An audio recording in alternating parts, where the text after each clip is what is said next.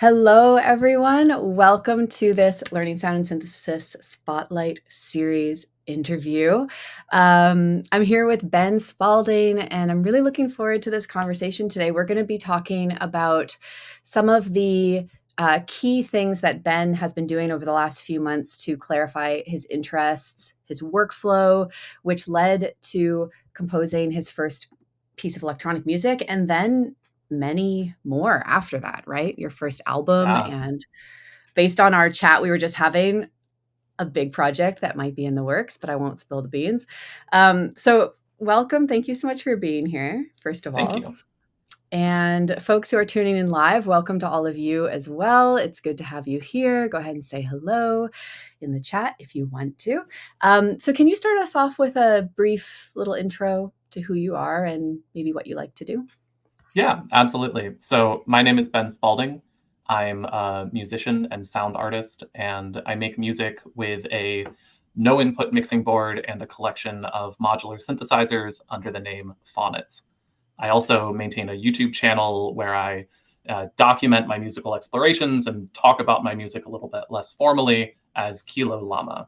And for a little while now, I've been really diving into this sort of like experimental music and electronic music, coming from a place of just like approaching the beauty of abstract sound and sort of like finding it with feedback and blending things together, and just having a great time with music. It's been really great. I love that. That's so good to hear. That's good. Okay, let's talk a little bit more about that. So, can you maybe help give us some context or paint a picture? A couple. I don't know if you want to go back like a year or a little over a Sure. year or something. You were just, interested in making electronic music. What was going on in your world at Yeah. that point? So I'm actually quite new to this whole making music and making electronic music thing, because I sort of first encountered synthesizers and modular synthesizers and got my hands on one in the fall of 2022. I got a Moog Mavis after seeing some videos online, like introducing modular synthesizers as a concept. And I've always loved a variety of music types. But before that point, I thought that a synthesizer was just like an electronic keyboard instrument. I thought that like every single synthesizer had a keyboard and you played it with a keyboard. And the sort of broader world of electronic sound wasn't really something that I was aware of at that point. But with modular synthesizers, I started to see just the wide range of like electronic sound, and particularly I found myself drawn to sort of chaotic and organic sounds, sort of like creatures and aliens, and sort of like things that felt like they were just like emerging with new life. And I Mm. said, I really, really want to make those sorts of sounds. And so so that was in 2022 that I sort of like started that process of making music. And then in 2023, as the new year came around, I was introduced to January, which is a sort of an event that happens in the sort of synthesizer community every year, where everyone is invited to record and share a small piece of music or a jam every day for the month of January.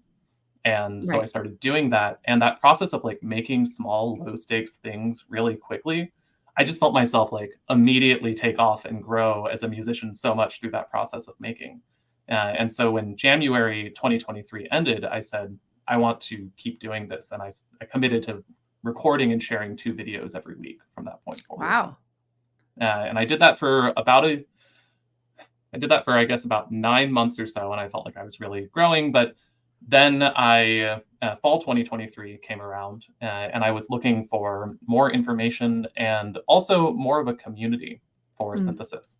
I was quite alone in my explorations and having a lot of fun with them, but I thrive on that sort of like intellectual discourse around sort of ideas and techniques and synthesis and sharing sounds and sharing just the joy of music with people. And that's what brought me to learning sound and synthesis, was this idea of I want to make music, I want to have more information. And particularly, I think up to that point, I saw myself as a sound explorer and someone who was sort of learning about sound and doing things with sound, but I didn't yet see myself as a sound artist or a musician because I felt like I lacked a process for working with sound intentionally. And so one of the things coming into learning sound and synthesis that I was really looking for was like, how do I work with sound? And part of that for me when I was coming in was this idea of like composition. How do I compose sound together? But it was, I think, part of a broader platform of like, how do I intentionally work with sound to sort of have an artistic process? Right. Oh, that's so interesting. I didn't know that whole story, so thank you for going back and sharing all the stepping stones.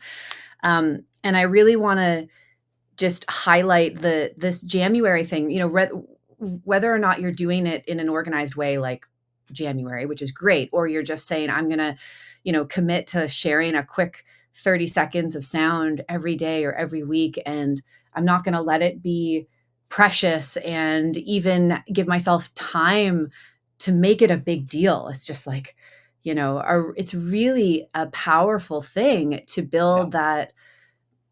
It's kind of like you're building the muscle memory of starting and finishing something. You're building the trust in yourself that like it'll be okay. It was so Nothing. scary at first. The idea Totally. of like, I had been like making some music on my own for a while, but when I put a camera on it and hit record, the first time I did it, it was terrifying. And I was like, this is something that I can get better at by practicing it in a low stakes environment. I love And that. so I did that more and more, and I feel so much more comfortable sharing music now because it doesn't feel new. It feels like, oh, I have experiences and I know that this can be okay. I love that so much. And you probably still feel nerves when you're sharing something new and big, like, that doesn't necessarily go away, but you've built up all of this experience and kind of evidence for yourself that, like, you can do it and it's gonna be received well, or nothing terrible will happen. All of these, like, big stories that we create in our head are actually probably not very likely to happen. Yeah. That's really cool. Okay, cool. So you were craving this community. This is something I hear a lot from people, especially folks in a more experimental corner of the music making world.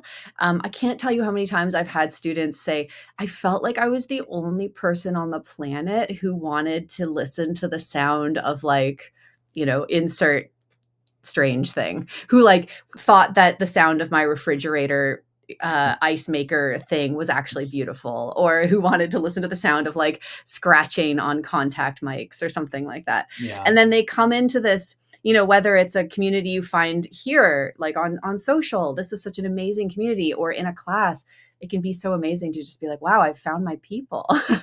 Yeah. I really felt that. It was so refreshing, to because I started that with January. January, there were, like, other people who were doing January at the same time, and, like, we would all, like, comment on each other's videos, and it felt like there was I was, like, people that I was sort of familiar with that, but with, like, the structure of, sort of like a class and a real community around that, it was really nice. It was great, and I've been swimming in it ever since. I'm so happy, and we're happy to have you part of it too. Thank you. So what happened next? You came into learning sound synthesis. You were already composing. You were already making music, but you weren't yet really thinking of yourself as a sound artist because you were feeling like you were missing this like workflow. Can you explain what happened next? Because from Yeah. my perspective, you're rocking it and you're making a ton of music and very much a sound artist. So let's fill in the gap there Yeah, for people. absolutely. So coming into learning sound and synthesis a year ago, fall 2023, Right. I felt like I was documenting experiments and sort of like recording a bunch of sounds, and I wanted to work with them and structure them in a way that communicated an idea or told a story. And I didn't really know what that meant. And Hmm. so I was just looking for like ways to organize sound together. Um, and one of the things that I really enjoyed about learning sound and synthesis was that the way that you teach composition as part of the sort of like, here's all the sounds, here are the fundamentals of synthesis. Now, how are the different ways that you can put them together? And you introduce so many different ways of doing that. And I was able to see like, oh, here's improvisation, here's sort of constructing generative systems, here is sort of like composition through something that we talked about was the sort of organization of energy and sort of like transfer of energy from one sound to another. And there were just all of these different ideas that the LSS really like presents a variety of things. And I was able to experiment with all of those and try them out in a low stakes environment with a welcoming community that offered a lot of feedback and find the collection of those techniques that really worked for me. Um, and I think like since then, I will say that my approach to composition, I think, has changed a little bit even more to a point where right now, I think I'm like that process of coming in and seeking structure was really important for me. But I think I'm at a point right now where the idea that I'm really sitting with is the idea that music is what happens when you approach your instrument. Mm. And like that's music. And I didn't realize, like, I think I was coming in from this idea that like I hear other students a lot say also like I can make sound, but I can't make music. Mm. Mhm. And it made that felt really true to me because I was looking at all these different examples of music and I said like, oh, like the sound that I have doesn't sound like all these examples of music that I see out there. But I think like through the class and through sort of experimenting with all these things and the way that you encourage everyone to sort of like find their own voice, I've come to a point right now where I've realized that like just what I do is music and like choosing to record that is a really beautiful thing. Yes, it kind of makes me emotional hearing you say this. What did you say? I wanna quote it again for people. "Music is what happens when you approach your instrument." Yeah, Is that's that right. what I love that. This is so if anyone is watching this and you are a new learning sound synthesis student, like you just came in and you're starting the fall cohort, first of all, welcome. Second of all, you haven't gotten to our first coaching call yet. But one of the things that I love to do, and I'm kind of spilling the beans, but hopefully this will be more about excitement. One of the things I like to do early on in the class is actually talk with everyone about you know what these things are that we're doing, like, and try as a group to see if we can come up with a definition for some of these big things that we're like reaching for. Like, what is, I want to be a musician. Okay, what is music? I want to like have the perfect instrument. Okay, what's an instrument? What's not an instrument? And like in a way I ask these questions, it's very intentional, but I also am aware of the fact that there really isn't an answer. And that's kind of the whole point, is when you start to think about it, what happens is ideally you realize like, wait, what is it? What is music? That's a kind of personal question. Like I get to decide that for myself. And I remember the moment when I was a music student and I was kind of first, it wasn't that direct question, but I was invited to think about this in a similar way. And it was like a total floodgates moment for me, where I realized that music could be whatever I wanted it to be in that moment, and it could change. Right? Yeah. So, I think I really relate to you, wanting to come in and have the structure. That's definitely how I felt early on too. I was like, "Give me a workflow, give me structure, give me rules so that I can feel kind of like secure in how I'm learning." And then as soon as I got comfortable with those, I was ready to break them all and find my own path. But it can be scary and confusing to start building your own path when you have like no structure and no Yeah. vocabulary. Yeah. Absolutely. And I think part of it is also the development of a relationship to an instrument as well. And that, like, as we approach, I think for a lot of people, as they're approaching modular synthesis in particular, they don't yet know what their instrument is because, like, part of Mm. modular synthesis is you're building your own instrument in the way Exactly. that you sort of compose things together. And until you, like, start to figure out that answer for yourself and figure out, like, what really connects with you to make your instrument, it's hard to approach music from this idea of like music is what happens when you like approach your instrument if you don't yet know what your instrument is. Yeah. And I think for me, like one of the big things was towards the end of learning sound and synthesis, I got a mixing board specifically to start experimenting with no input mixing board sort of techniques. Um, and I was like, oh, I think this might be my instrument in a really special way once I started experimenting with that. And I was working on my first album which originally was going to be much more sort of composed material and sort of like editing a bunch of small pieces together and sort of like taking all of like a lot of the ideas that I had been experimenting with in previous compositional exercises. And I was struggling with that to sort of translate that to this instrument. And I just recorded a 20-minute piece just to like sort of like clear things out and get things Mm. working. And that ended up being like the core of that first album that I released. And it sort of changed the way I was like, oh, this is music. Like it's so much more simple than I thought it had to be. I thought I had to know so much and sort of do so much to make a piece of music. Right. And then I just like and I think like finding my instrument was like a real important step on the way to being able to have that realization. That's so great. Okay, so I'm curious, what kind of advice would you give to someone who's maybe just getting started, who doesn't know that yet? Maybe they're like, "Well, I'm just learning modular synthesis. I'm like 2 weeks in," or whatever. Uh, all I know is that there's a lot of modules, a lot of techniques, like, it kinda seems endless. How do I approach this idea of finding my instruments so that I can find my kinda compositional workflow? Yeah. The I think that like first off, just try everything. Yeah, just like don't be afraid to experiment. Like you don't need to. You're not committing to like a statement about your identity when you like choose a slightly different instrument or experiment with a different compositional technique. Like this can all be part of a sort of fluid exploration for a person. Right. But I think like the biggest piece of advice that I've been thinking about a lot lately is this idea that like music is what happens when you approach your instrument. And just like let whatever you have in front of you be an instrument. Just say, okay, this is my instrument right now. And I'm going to make music with this. And when you give yourself permission, just let yourself start from a place of making music. I think you'll learn so much more about sort of musicianship and growing as an artist and finding your personal voice Mhm. through that process of making. It's that like low stakes, making lots of things, and that only happens if you start making music.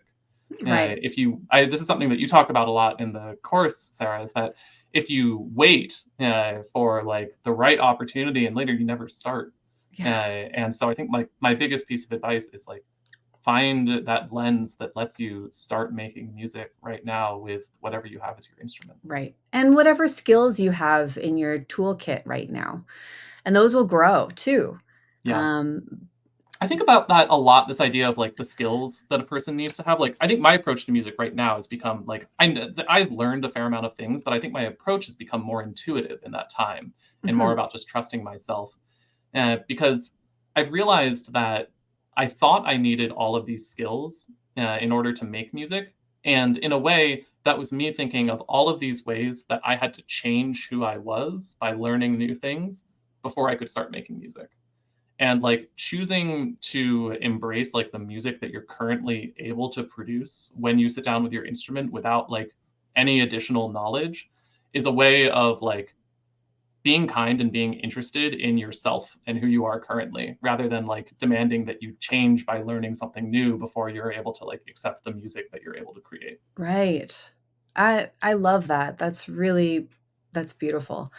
And it doesn't mean you still can't simultaneously work on your craft and elevate your technique or whatever it is that you want to be refining, but one does not preclude the other. It's not like, well, I Yeah. am not a musician. I have no right to express myself until I hit this point. It's like, no, that, you can make music right now with what you have and who you are, and you can continue to practice and grow and all of the things. I think that's really great. And you'll have fun along the way if you approach it that way. Like, what did you Yes. say when you said, I'm having a good time with music or something, or I think so. enjoying? Yeah. Yeah, I'm I just love having that. fun. It's great. Love that. I love that so much. Okay, let's talk a bit about what you're speaking of having fun, what you're doing now. Do you want to share Absolutely. anything that you're working on? I do. Yes, in fact. So I released my first album of music back in March called Mhm. Feedback Mixing.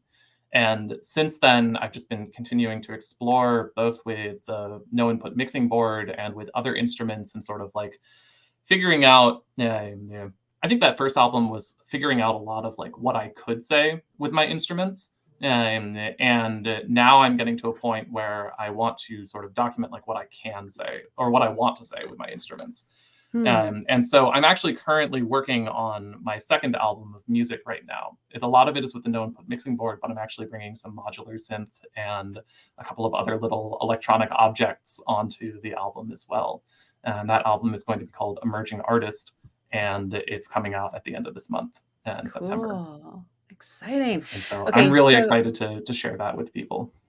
and you also share on your YouTube channel, which I'm going to put up here on the screen if I can figure out how. There we go. You also share little tutorials about no input mixing and other things as well, right? That's right. Yeah. I have a whole series on how I approach the no input mixing board, which I think is actually maybe a little bit different than a lot of other people who approach the way that I see other people document the way they approach the mixing board. I approach it from a very like modular synthesis style approach where I'm taking the channels and breaking them down and saying, this is an oscillator. I'm treating this channel like a filter. I might ping one of my channels using a sort of pulse generator. And this sort of like logical approach to sort of breaking down the mixing board has worked really well for me. And I've created a whole series of videos documenting that, sort of communicate that to other people. And that's Cool. been so fun to engage with the community more in this sort of like documentation and educational facility beyond just sharing my music. Like it's been, I love that as well. That's so cool. Okay, so that's the best place to go for people who I'm just going to drop it in the comments as well for people who want to follow up with um, your upcoming release, right? Yeah, that's right. So I'll be Let me making put it over announcements there here. about the upcoming release. I think I might even have a video or two that I'm going to do talking about the upcoming release as I get closer to it. Cool. And I also release 2 videos a week there on that channel, sort of documenting little experiments with my instruments and just sort of like where I'm at right now with my music. That's awesome. I love that you're just showing people the process. I think that's really cool.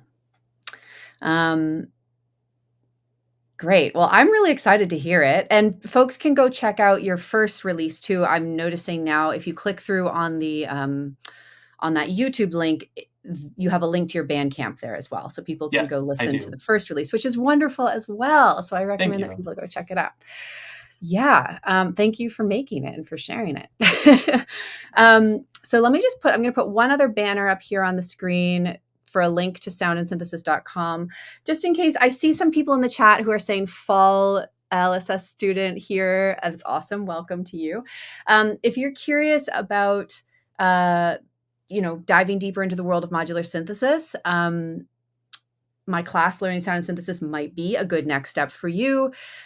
Enrollment is, we just had the enrollment period for the fall 2024 cohort. And so it won't open again for another 6 months or so. But if you want to make sure that you're on the list and you're notified when it opens for the 2025 enrollment period, this is the link to go to soundandsynthesis.com. You can drop your email in there. That will add you onto the wait list. And that will just mean that you will be in line, notified when enrollment opens up next year. And in the meantime, I know that's a long time from now. So if you have questions or if you want resources to get started now, I have a whole bunch of things. I've got YouTube videos, I've got a free mini course, I've got all kinds of things. So send me a DM and let me know what you're wanting to work on and how I might be able to help. And I'll send you links and help you get started. Okay, so is there anything else, Ben? Anything else you want to share at the moment before we wrap up for today? Oh gosh. It's a big I think question, I no, know. I think we've hit most of it. Like I just like I'm having a blast. I feel like I'm finally at a point right now where I'm making my music, and it's taken me a little while to figure that out. But I'm thriving right now. I'm feeling really good about it, and I just want other people to like find their path to that as well. So I guess like to just reiterate something that we've already said, like I just hope that everyone watching this like maybe thinks about like an invitation to make their own music coming out of this, because I would love to hear all of it. I would love to hear everyone's individual approaches and intuitive approaches to music making. Yeah. I think that's wonderful. I love the word invitation too. I like thinking about you're approaching your instrument as an invitation, um, as opposed to being like, well, the measure of success here is how in control I can be over this instrument. And can I execute what's in my mind, as opposed to thinking like, well, this is an invitation to co-create, to like see what happens, see what I discover today, see what I learned today, see how I'm challenged, how can I challenge my instrument, et cetera, et cetera. It's more of a dialogue and a collaboration. And that like energy of invitation is just like welcoming and fun. It's like we get to go to like a musical dinner party or something with our Yeah. synthesizer. So I Yeah. think that's really great. Yeah. Were you going to say something else? It looked like you were going to, but no, No, I think I was. we're good. I think that that's so true. We're good. Okay. Cool. So folks, go make your own music, no matter what it is. Even if you feel like you're too much of a beginner, not there yet, don't have the right gear, don't have the music theory, blah blah blah blah blah. Anything, you can always get started with what you have today. I think that's a really beautiful message.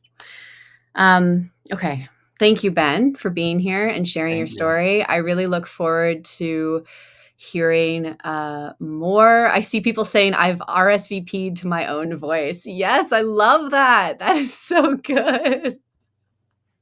RSVP to the Sonic dinner party. I think we're starting something here. I don't know what it is, but I like the idea of a Sonic dinner party. I I'll love get that. back to you. If anyone has Yes. ideas, let me know. Okay. Thanks for tuning in. Thank you, Ben, for being here. I can't wait for your new album. And to everyone watching, I will see you at the next live stream interview. Talk to you all later.